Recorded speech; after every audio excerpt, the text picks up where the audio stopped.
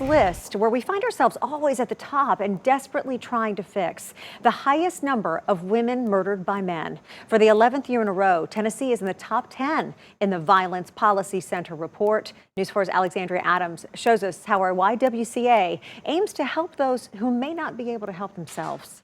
The volunteer state ranks number 9 for the number of women murdered by men. The ranking is per 100,000.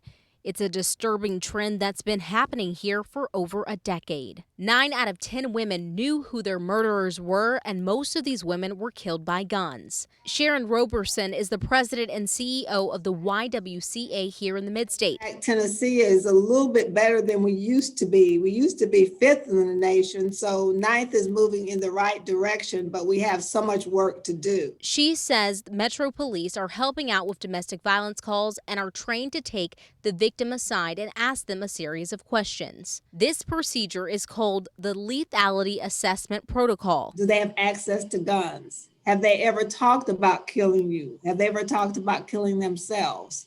These questions to some may sound, well, that makes sense, but it would not make sense necessarily in the context of a person that's heard that so many times that they can't even count them, or they do not feel as though the person will ever act on these threats. According to the YWCA, if a gun is present, those victims are 5 times as likely to be killed. We do know that when women actually try to break that cycle and leave, that is when they're at most at danger. Reporting for News 4 Nashville, I'm Alexandria Adams.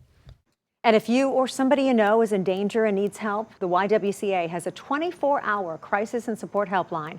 That number 800-334-4628, or you can text 615-983-5170.